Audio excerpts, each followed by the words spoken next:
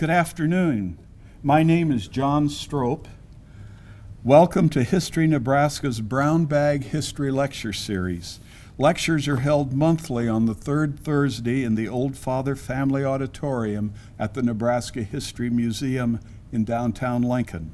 Learn more about Nebraska history programs, our History Nebraska organization, and our services at history.nebraska.gov. If you are not a member of History Nebraska, I encourage you to join. Your support allows us to provide programs like the Brown Bag Lecture Series free for all Nebraskans. For a full list of membership benefits, visit our website. Special thanks to the Nebraska State Historical Society Foundation for the financial support which allows us to tape and broadcast these programs across the state. We'd also like to thank LNK TV, a service of the City of Lincoln, which produces these programs. If you would like to watch previous Brown Bag lectures, there are now over 180 on YouTube. Visit the History Nebraska YouTube page at www.youtube.com/historynebraska. See playlists and you'll find Brown Bag lectures. Our topic today is Louise Vinciquerra. I got it. Nebraska's bootlegger queen. Our speaker is Kylie Kinley. Kylie is a journalism instructor at Kansas State University and a freelance writer. Now, I have to tell you, I don't usually do a lengthy introduction, but her introduction that she provided me is so precious that I had to do it. She grew up on her family's farm in Webster County, Nebraska, lived a modern prairie girl lifestyle somewhere between Laura Ingalls Wilder and Willa Cather, and worked as a reporter for the Blue Hill Leader in high school. She was a student research assistant for the Historical Society in college, which changed her writing DNA to be profoundly Nebraska proud. Kinley has worked as a seed corn field safety technician, a public information officer for the Historical Society, and a creative writing and English composition instructor. She is currently an academic advisor in the A.Q. Miller School of Journalism and Mass Communications at Kansas State University. Kylie enjoys sharing Nebraska folklore, grilling Nebraska beef, and attending all sorts of rural shenanigans, particularly small-town festivals. Just to let you know about asking questions, Kylie prefers you wait until the end to ask, and do turn off your cell phones. I left mine on just to be a bad example for you. Please join me in welcoming Kylie Kinley.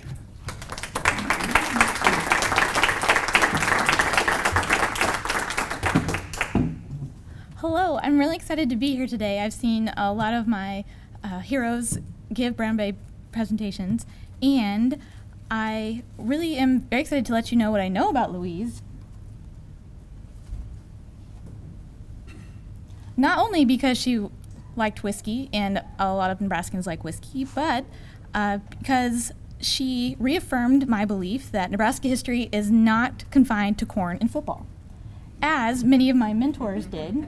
So, as all good lectures about bootleggers should, I would like to propose a toast with water or whatever you want, to two of my greatest mentors, who were the great John Carter and Jim Potter, and they often taught me that you should not let your schooling get in the way of your education, and you can write about a variety of different folklore and Nebraska history without it being boring or flat. I also wanted to recognize David, who's still luckily with us today, so I did not put his picture, but he did teach me that Omaha is a dirty, wicked town, and inspired me to keep writing about Louise even when we hit any kind of dead ends. Today's think menu, which rhymes with drink menu, and I hope that it is a good pun and makes you laugh as much as it did when I wrote it, is the Noble Experiment, which is kind of a little bit of history and context about why did Americans decide to do Prohibition. Nebraska's bootlegger queen and the life of Queen Louise, and then last call of just wrapping up kind of why Louise is important to Nebraska history and why Nebraskans should care. The noble experiment, red, white, and boozed and no more, means that during Prohibition, it was one of the most violent, chaotic, and politically and socially charged time periods in American and Nebraska history. Louise Vinciquerra navigated a world hostile to immigrants, bootleggers, and women, and she was all three.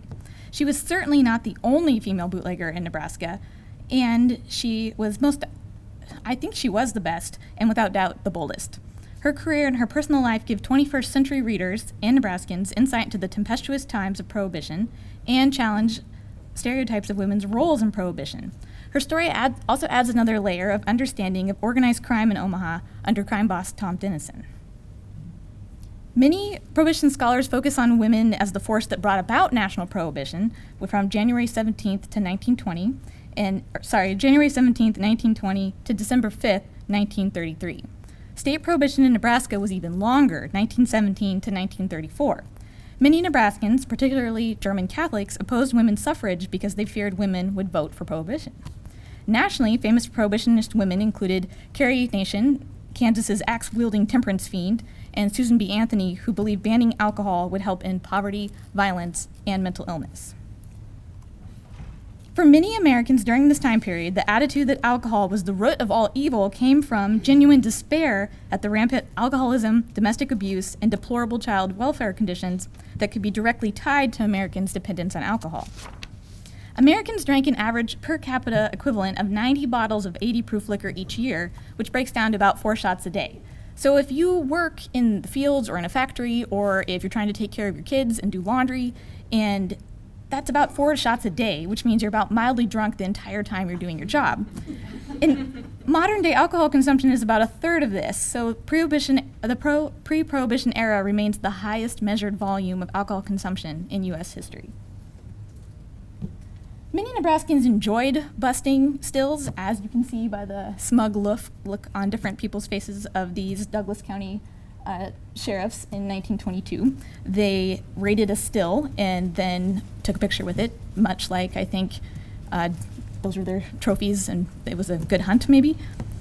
Women who opposed national prohibition, even on moral or economic grounds, were dismissed, bullied, or even threatened by other women, particularly by the Women's Christian Temperance Union, which is abbreviated to the WCTU. However, the language the WCTU often if you read it from a 2019 lens, did destroy their point, such as this great quote: "Leaders of the WCTU are aroused over plans of the 40 and 8, an auxiliary of the American Legion, to plaster Omaha with French posters advertising liquors and displaying semi-nude figures. The posters are intended to create a Parisian atmosphere for Omaha." I don't know if it worked, but that was what the intent was, I guess. So women who went so far as to manufacture, smuggle, sell, or even drink alcohol weren't just unfeminine, they were monsters. How dare they betray the mothering, morally superior instincts of their sex? Or they were pitied, as people assumed they were selling hooch from financial desperation or out of loyalty to a husband or a male relative. Sometimes male bootleggers used women as protection against police raids. Police were reluctant to search women with cars with women in them, and they would never search for flasks or bottles hidden under skirts. Women threatened to sue officers who touch them, and, quote, "No self-respecting federal agent likes to hold up an automobile containing women," as the Boston Daily Globe reported. Louise Vinciquerra occupied an even smaller sphere of female bootleggers. She wasn't extending a previous restaurant or grocery business. She was a mother, but she wasn't selling alcohol solely to support her family. Her world in South Omaha was far removed from hotel ballrooms and campaign rallies of anti-prohibition women groups. It was more violent, and it favored corn whiskey over cocktails. And like a sliver of other enterprising prohibition women, she bootlegged because she loved it. She was really good at it. She also looked really good while she did it. I would like to point that out, and had a great sense of fashion. But more importantly, I wanted to kind of talk about how I met Louise and why I decided that this was an important part of research that needed to be brought to Nebraskans' attention.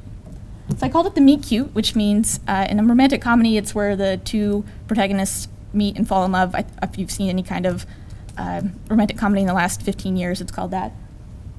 I met Louise in January 2016 when I was an assistant editor for the Nebraska State Historical Society's History Nebraska magazine. And a lot of different things go into why I decided to write about her, but I liked that her home oozed opulence and that she was called an upstart bootlegger, which I think all bootleggers are technically upstarts. As I continued to read about her, I realized that her first federal court appearance was she was 22 years old. She bragged about making $45,000 a year bootlegging. When Omaha got too boring, she ran a statewide liquor ring in Nebraska. And she was a businesswoman, wife, mother, distiller, celebrity, convicted criminal, and she lived in Hastings, Nebraska, which is where the area where I grew up. The other characters were larger than life. There was Raiding Bob Samardic, axe-wielding dry agent, Louise Salerno, Louise Vinciquerra's cousin, Earl Handing, an ex-dry agent. Carl Vinciquerra was her son and Olympic boxer, and then Sam Vinciquerra was her son and business partner. This photo is from about when she had her first federal appearance in federal court. She was 22, and this is a very demure photo of her with her hands folded, and as we continue to go through the lecture, I think you'll see that she was anything but, she was always calm and composed and knew how to work a room, but she rarely sat on chairs with her hands folded. This is one of my favorite quotes from Louise, which is, "I'm sorry I talked too much about the money I made bootlegging." Not, "I'm sorry I bootlegged," but she did make a pretty not calculated move later, right after she was arrested. This is one of the first times that Louise was in the newspaper, in the Omaha World Herald. She was born in Italy around 1900 and immigrated to Omaha in about 1910, part of a wave of Italian immigration that grew Omaha's Italian population from less than 500 in 1900 to 2,361 by the end of the decade. She married her first husband, Sebastiano Vinciquerra, when she was 13, and by age 15 she had given birth to her two sons, Carl and Sam. Vinciquerra made her first federal court appearance at age 22 when she was fined $200 on November 17, 1922.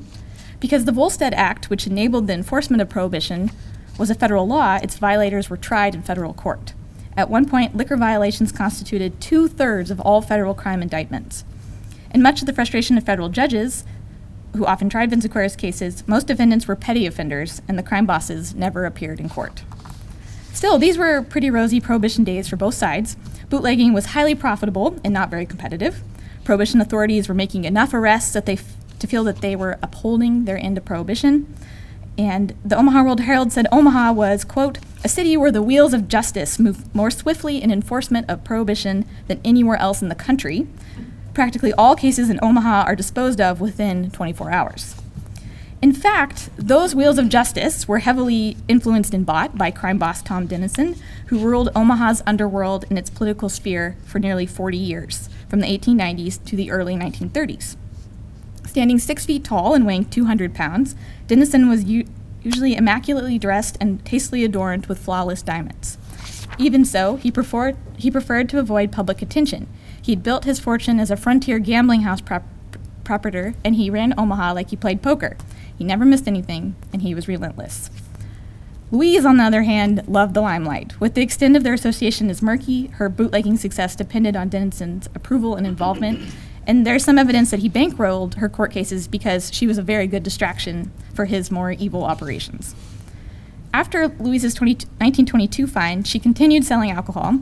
Indeed, she thought so little of the laws that she distributed cards among high school students advertising her liquor. And while many Omahans looked the other way where bootlegging was concerned, they did not like her selling alcohol to their children. The city also had a thriving red light district with saloons, gambling houses, and an estimated 100 brothels and 2,500 prostitutes within city limits. It was once even called the wickedest city in the United States. But some citizens drew the line at selling booze to minors. While she created and distributed the flyers, her husband was also involved. His case was brought to trial, and he was fined $100 for conducting a bootlegging establishment on April 3rd, 1923. She did not appear in court for this incident, but it was the launch pad for her notoriety. And one thing I wanted to note is it says husband of Louise, not Mrs. Sebastiano Vinciquerra, was arrested. And so even by the time that Sebastiano was starting to get arrested, she was more famous than he was. Her next move is Buhler Lane, and it's one of the things I mentioned earlier, that she could have just quit printing flyers and advertised to students who were not minors, but instead she called reporters to her home. She announced her retirement from bootlegging, kind of like George Strait's retirement tour, The Cowboy Rides Away, but yet he's coming back to Kansas City in a couple weeks. But instead, she wanted to spend more time with her sons, she said, who were 7 and 8. She boasted of making $45,000 in the last 17 months, a salary 4.5 times of what Nebraska's governor made in 17 months. She said, "Yes, I have made $45,000 since October, but I've spent easily 2/3 of it. Easy come, easy go. I have sold only wine, rye whiskey, and 188 proof alcohol, and have been careful to test all of the liquor I've sold. I was born in Italy, and I know liquor. I have never manufactured liquor, have bought the best that could be obtained, have not allowed any parties in my home, and have never sold to minors when I knew it." The day after the story ran, April 6, 1923, Vinciquerra was in jail. Before she was arrested, she asked permission to doll up, was refused, and then had the further courage to ask probation agent Rating Bob Samardic to detour to her uncle's house on the way so he could take care of her bond. "I'm not a chauffeur," Samardic replied. Other prohibition authorities were similarly unamused. "She ought to be able to pay because she's told the whole world she made $45,000 by bootlegging. She can't expect to violate the law and then come out openly and boast to newspapermen how clever she was. This stuff don't go with the government."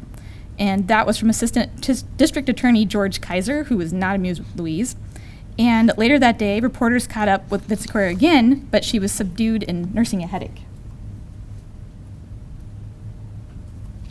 I think it's also interesting to talk about how newspapermen, which is mentioned in that quote, covered prohibition. Sometimes it was glorified, sometimes it was mostly focused on men, but they call things, the officers crawl tunnel to find monster still, which relates back to what John said at the beginning of finding hooch in caves.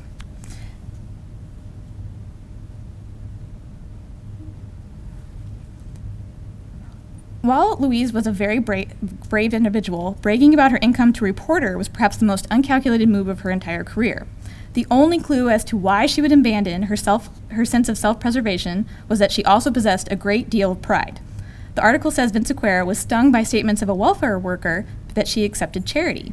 Mrs. Rogers, who was a disgruntled mother who testified in Sebastiano's trial about his selling alcohol to minors, had remarked that the Humane Society had helped Louise when she came to the agency after Sebastiano allegedly beat her in 1920. While Louise loved making and spending money, she also preferred to handle her own problems. Mrs. Rogers' testimony about her asking for help apparently needled her so much that she decided to bring attention to her prowess and wealth instead of her vulnerability.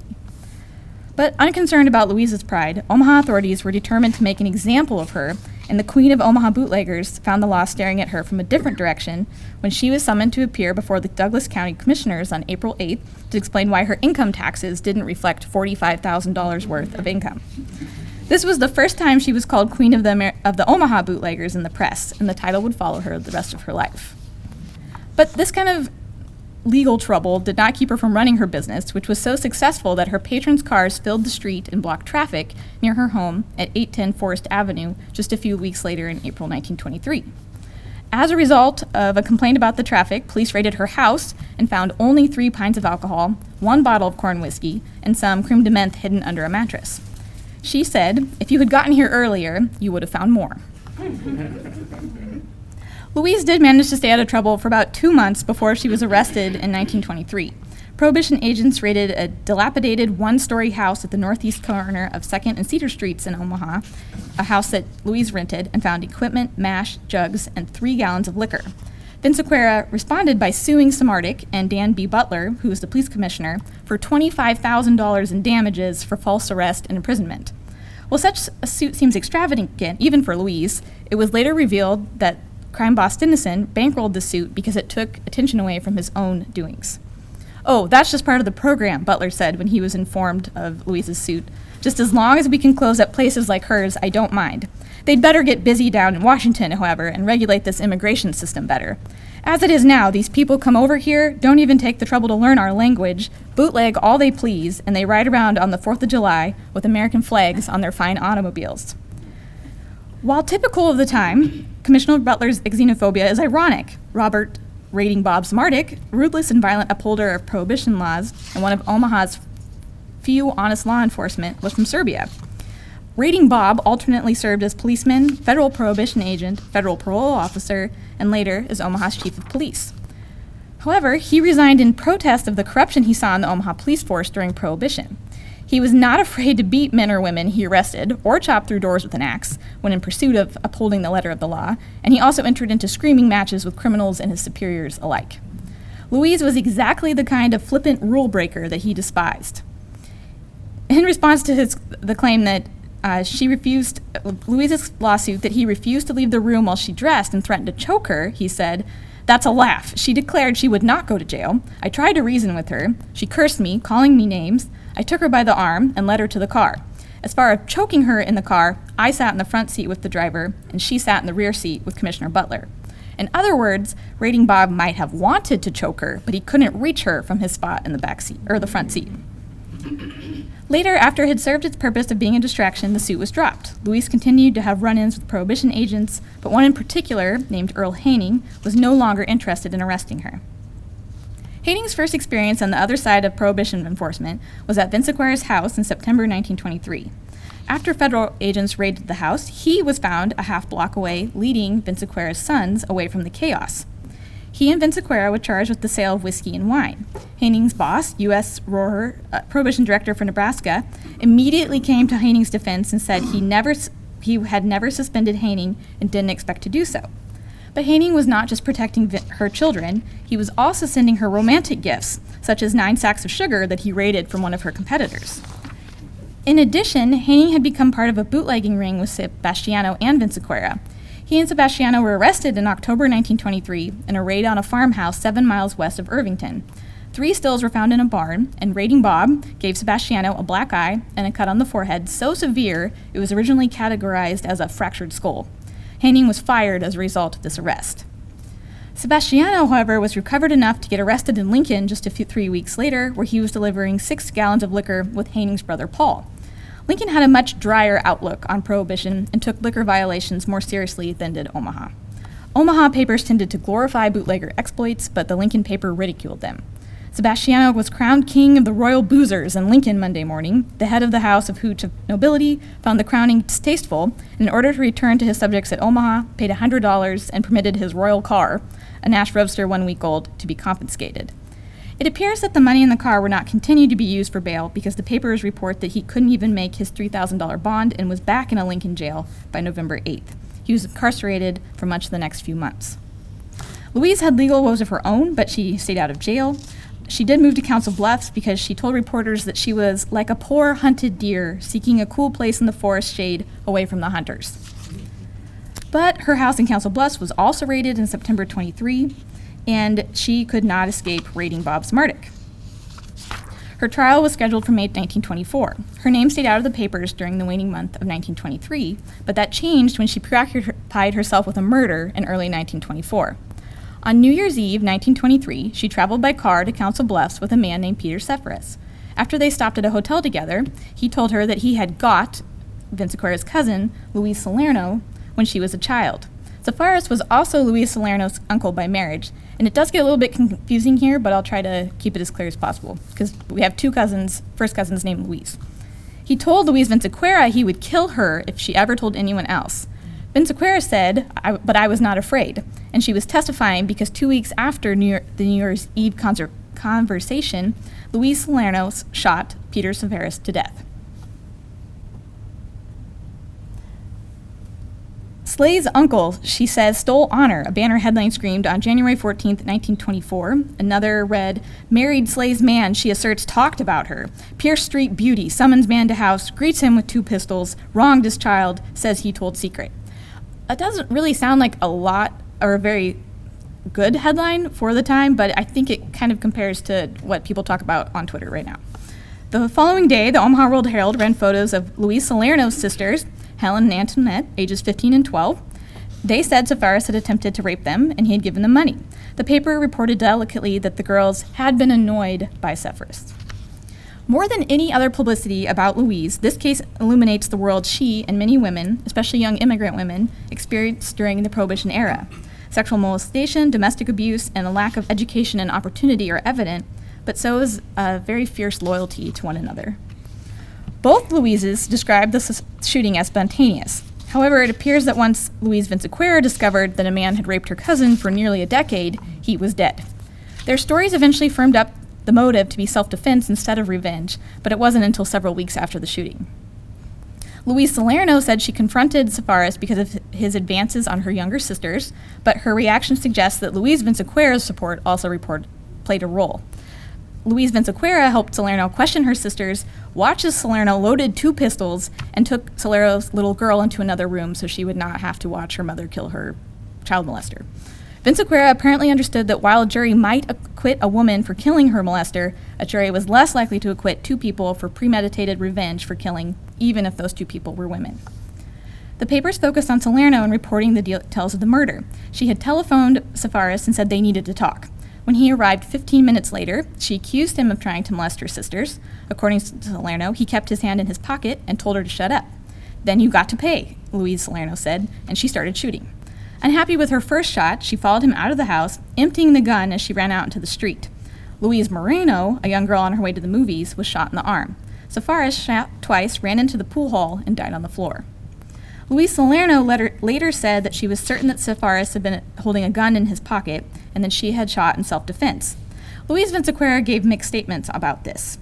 "She had 2 guns and told me if one did not get him, the other would," Vinciquerra said to reporters. The gun, which Salerno could, quote, almost swear to God she saw in Safaris' hand, was not found on Safaris' person.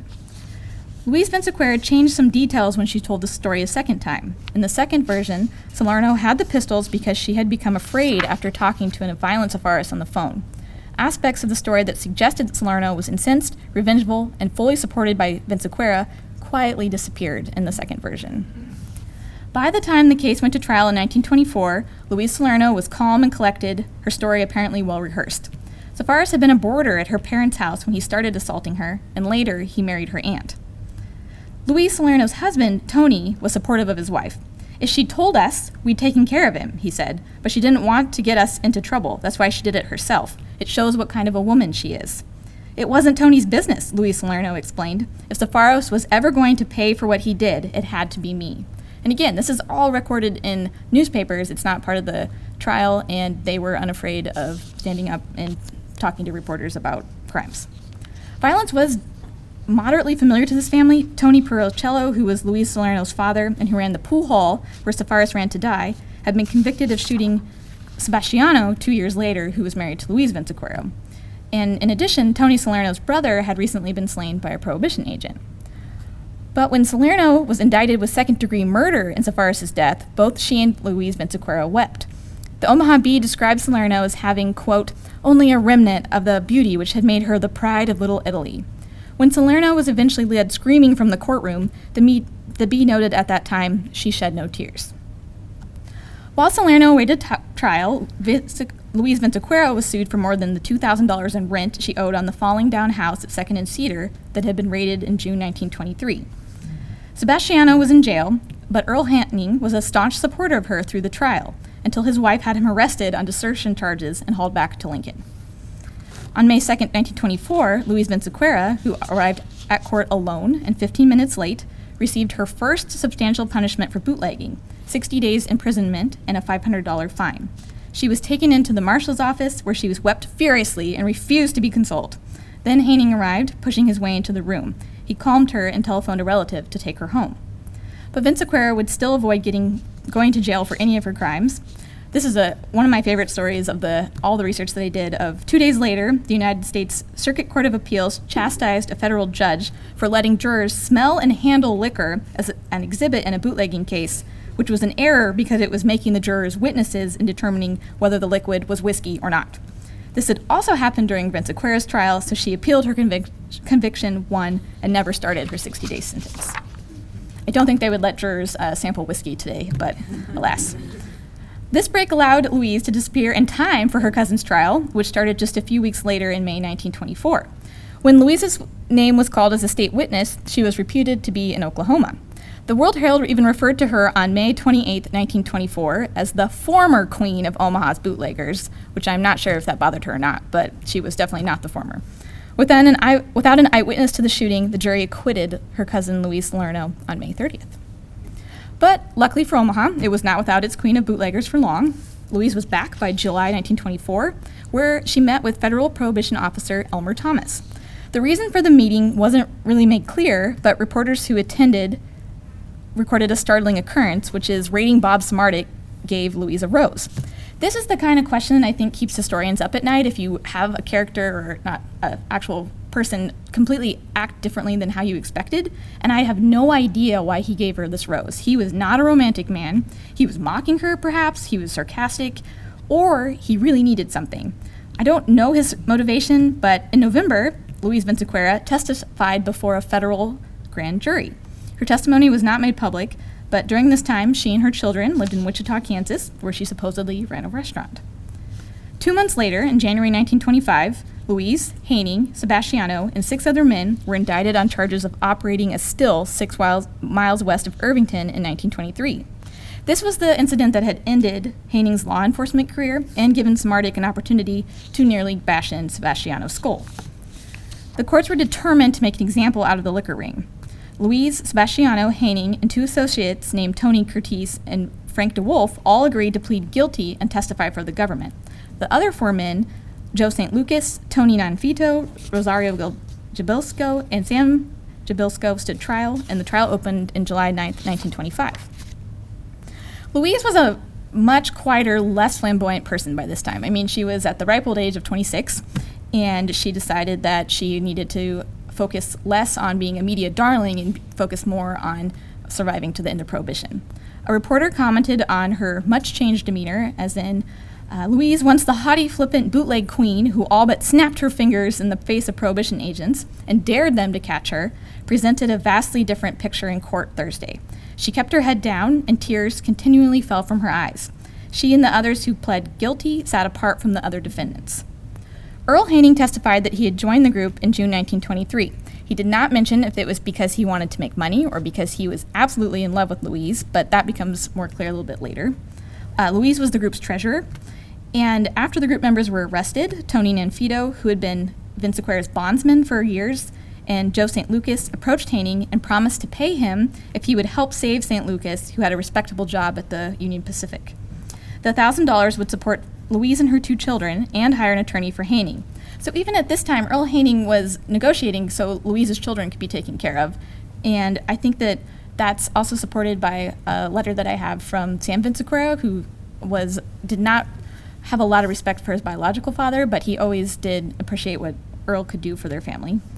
But when the 2 that were bribing him did not follow through on their deal, Haining said, "I decided to be a man and make a clean breast of the whole affair and throw myself upon the mercy of the court." Reporters described Louise as morose when the trial began on July 9th, but July 11th she seemed renewed. The Scottsbluff Herald commented, and I wanted to mention that the Scottsbluff Herald just shows how she was famous statewide. It wasn't just a localized Omaha, Lincoln kind of famous criminal, but she also had coverage in national newspapers as well.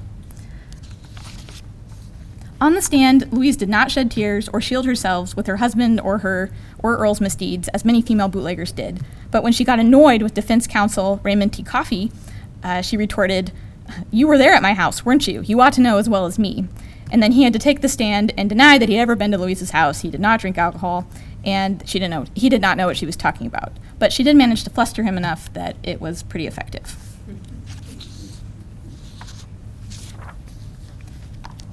During the trial, police raided a house where Vinciquerra and Haining had supposedly been living. Haining's 18-year-old son, Dean, was arrested but released without charges being filed.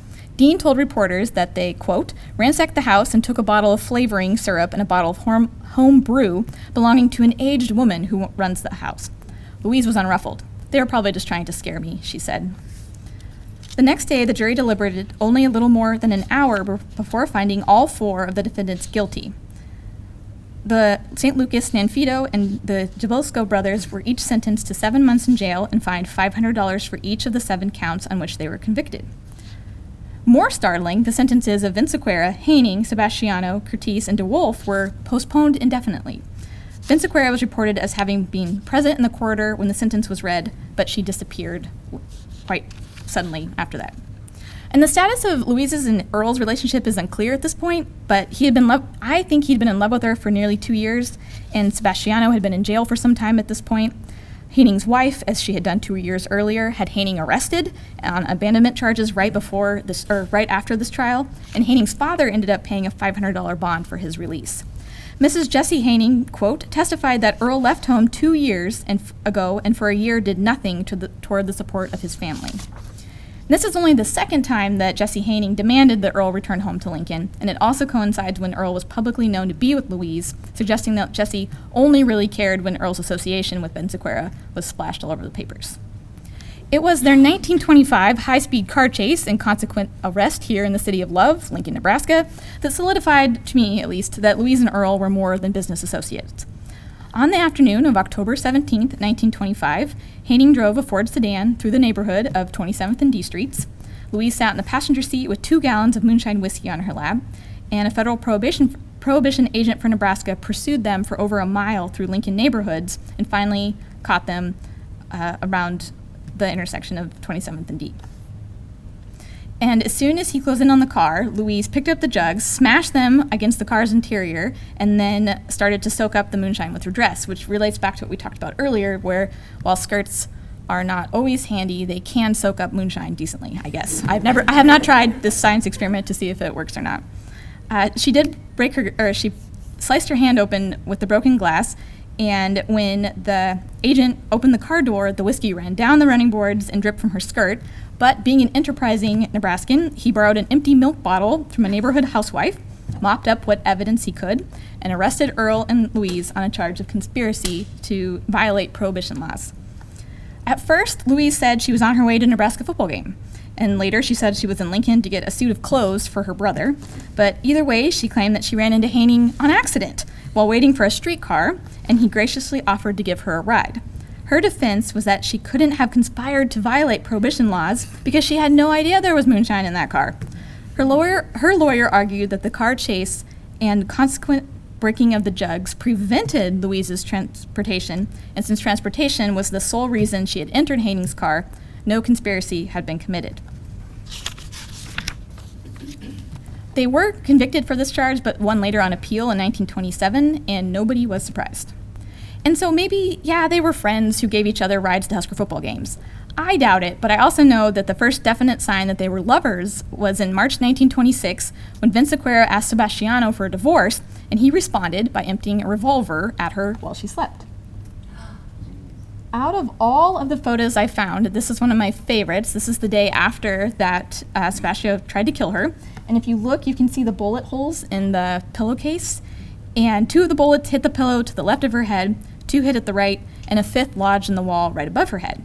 The 6th cylinder clicked empty. I don't know why he didn't. I mean, I don't know. I'm not going to criticize Sebastiano for not killing her, but why did he not fully load his gun? I will never know. She grabbed her own gun from her bedside table and began firing at Sebastiano, chasing him out of the house and screaming at him for 2 blocks, where he escaped into a waiting car. She said that for $600 he was willing to kill me, and that refers to the value of the car the couple owned together. We've got a sports model automobile, and he thinks I should give him $600 to keep the car. And for that, he would shoot me. I've given him $500 since he got out, but I'm through with him. I just want him to let me alone. I'm not afraid of him, though. No man can make me run.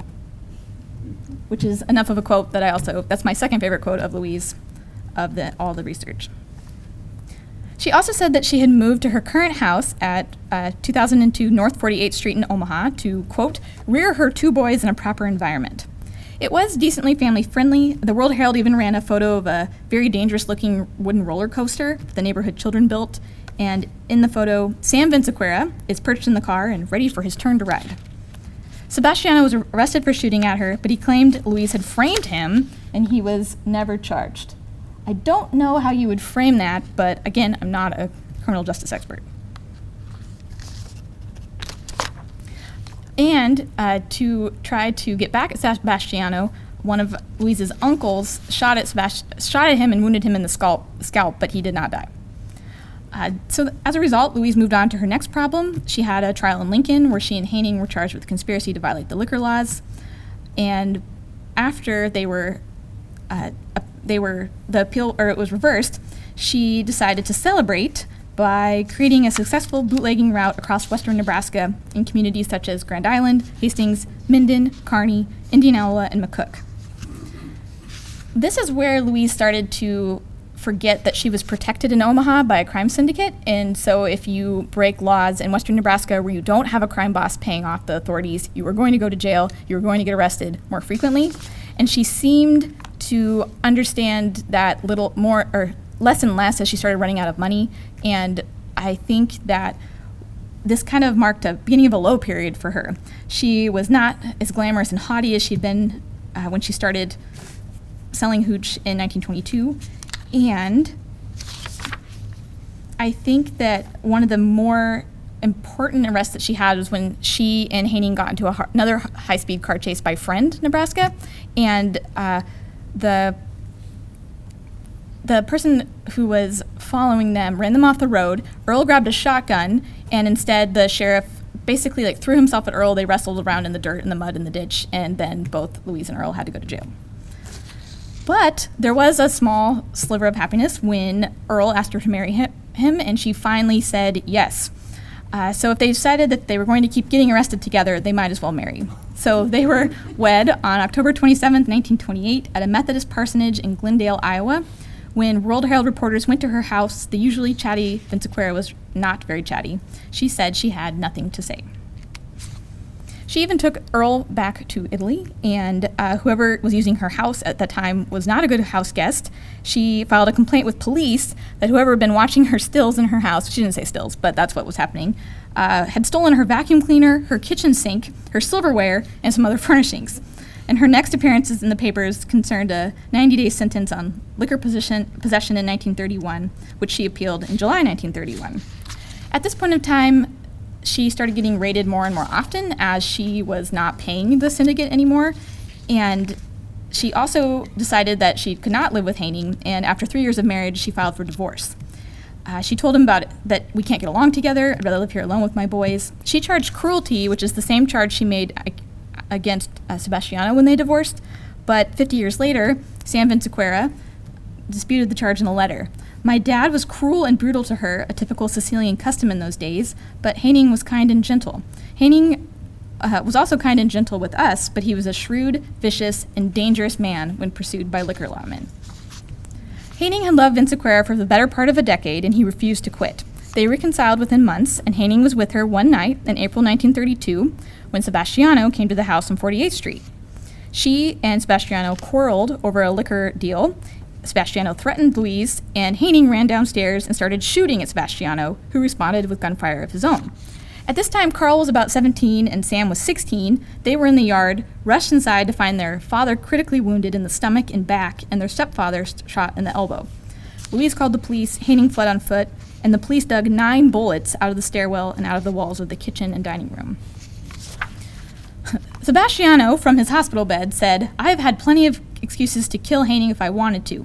How about the time when he broke up my home, when he came in and took my wife with the authority of the government back of him? If I wanted to kill him, I would have done it then." Sebastiano was not expected to survive his injuries, but he left the hospital 3 weeks later and was promptly arrested. Sebastiano actually, I think, outlived all of the characters in the story. He died as a result of a fall off a ladder in Italy. Even though he had been beaten, shot at, wrecked in cars, he was quite remarkable for the amount of different shenanigans he got up to. They even threatened to deport Louise at one point, but they did not, and she continued to live in Omaha. And after, there was one more tragedy that I do want to note, that Sebastiano did end up killing Earl Haney, and what is fascinating is that this made national news, for an ex-dry agent was killed by Queen Louise's first husband. And after this July 3rd incident, when Sebastiano was brought into Haining's dying Haining's hotel room, Haining got to say, "Well, you finally did it." Some other kind of headlines that they had were "Shots fatal to ex-dry at beer party" and "Gunshots widow bootleg queen." Sebastiano denied all involvement. His alibi was that he had been driving around to find women and alcohol, which is okay alibi, I guess, but not quite as rock solid as he should have found out. But what's interesting is he was convicted, and then he won on appeal, I think, about 18 months later. And what's also interesting is that Haining is buried here in Wyuka Cemetery in Lincoln. And when Louise found out that Sebastiano was first convicted for the murder, she said, "He had it coming to him, but it should have been first degree, the chair." So at the end of Prohibition, Louise decided to become an honest woman, quote unquote, and moved to Hastings, Nebraska. And one of the things that she said was, "I'm as good as any woman in Hastings." But Prohibition had failed, and she was very good at bootlegging, and so she was not very good at running an actual legal tavern in Hastings, Nebraska. She tried really hard. She had a fine needlework textile exhibit at the Hastings Museum. Sam Vinciquerra actually attended Hastings College and played football. And these are her two good boys. Carl Vinciquerra went on to compete in the Olympics. He's the young man on the left. I also have this picture because I thought that her sons had a very good sense of humor. One of them joined the Omaha Teens Unite to Hate Women Club when he was in Omaha in high school. This is a photo of the wooden roller coaster I was talking about. I also wanted to just give a little bit of glimpse on how hard it is to research a woman who was alive before there was a lot of focus on just making sure to cover without sensationalism, and she was a criminal, so she also didn't want to be in the press, and so that's why it's really great that Louise did want to be in the press, because we have this historical record that was not available to a lot of other women who were well behaved. And I wrote a letter to the house where Earl Handing died in the basement, and also where she lived, and they never wrote back to me. So if anyone knows who owns the house at the corner of Blondo and 48th Street in Omaha, and you want to connect me with them, I don't know if it's haunted. I don't want to impose upon their good graces, but they did not write me back, and it's fine. They can ghost me. It's fine. After Louise lived in Hastings, she moved back to Omaha. She ran an establishment called the Paradise Bar that was shut down because of nocturnal orgies, but that's unconfirmed. This is the letter that her son wrote to the Adams County Historical Society. While I understand that she was not really a great person, she was a convicted criminal, and she might not have been admirable, she was well remembered by her son in 1974. Louise came to a violent end that is suited to the kind of violence that she lived her life with. However, I think that it's important to note that she also was married 3 other times. Carl married in 1939. Sebastian got married, or Sam and his wife had children. Everyone was in Omaha while she moved to Arizona, and she ran a tavern in Bisbee, Arizona. But unfortunately, on the evening of September 12th, 1948, a 20-year-old man came to the cafe and asked for Louise. She was already in bed in her apartment above the cafe and told employees that she was indisposed. But then, and this is one of the only second time that I think she made this really crucial mistake, that she dressed and she came downstairs and she left with this young man. The witnesses at the cafe said that the two announced they were going to purchase a car. He was supposed to drive the new car back to Bisbee for Louise. But on a desert road between Bisbee and Tombstone, she was robbed and killed with a single .45 caliber bullet. Her murderer left her body about 20 feet from the highway. Her purse was found tossed next to the road, and a road maintenance crew found her skeleton while burning weeds in December 1948. While the young man who went to help her buy a car was considered the top suspect and was later found in a Mexican jail, serving time for robbery and other charges, her family decided against having him extradited to the United States, trusting instead to the justice of a Mexican prison. In Louise's 48 years, she saw the fervor and failure of Prohibition, America's noble experiment, and she was part of the vibrant criminal underworld that followed its repeal.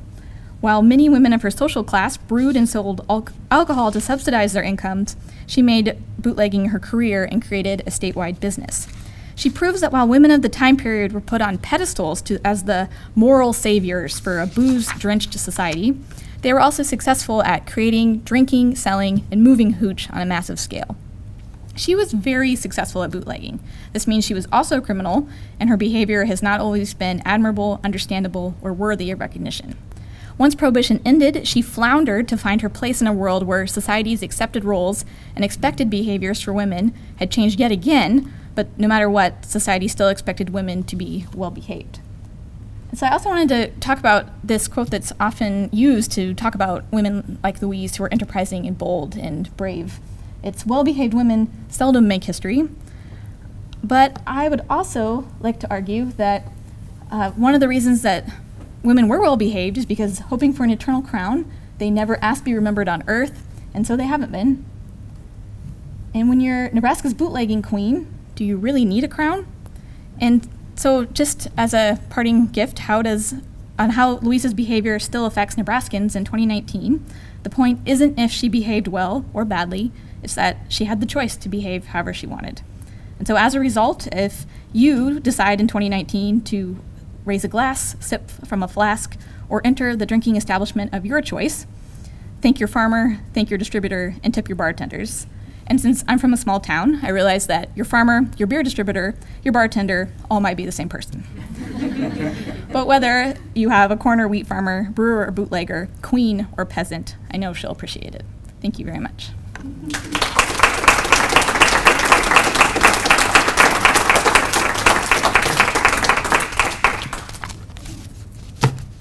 Right, I'm ready to repeat questions if anyone has questions. I can also talk more about researching, and that's one of my favorite things, and drinking whiskey. I don't really like whiskey, but I'll give it an attempt. Yes? What were some of the roadblocks that you faced when you were doing your research for this? Yeah, so the question was, what were some of the roadblocks that I faced while doing the research? I think the number one roadblock was she is elusive, and I would often get confused, how many times was she convicted, or how many times did she actually go to jail, as well as there was always this attitude of, oh my gosh, this woman is breaking the law, and I couldn't often trust how it was reported in the newspapers just because they wanted to make this very glamorous character out of her, and she wanted that because that's what Denison was paying her for, but trying to figure out exactly where her convictions were, that was rather difficult. Good question. Yes? Are there any survivors of her family or the family? Yeah, definitely. The question is, are there any survivors of the family? And yes, and I have corresponded with a few of them on Facebook. They have I've reached out to them or they've reached out to me, and there's various degrees of how they feel about Louise and their family. A lot of times if they are of a younger generation, they think that that's a bootlegging ancestors, fun and interesting, but I think she made life even more difficult for her immigrant family because a lot of them were trying very much to establish citizenship, or they were trying to do the best they could with the jobs that they had, and she was always putting their name in the paper and trying to be very notable criminal. Yeah. Did you ever talk to anyone who knew Louise personally, or no? No, I did not talk. The question is, did I ever talk to anyone who knew Louise personally? And I did not. I always try to think if I would have lunch with anyone who's lived in the history of the world, who I would pick. And I think I would pick Louise, and I would also pick Raiding Bob Smartick because I really want to know about that rose. But other than that, it's flexible.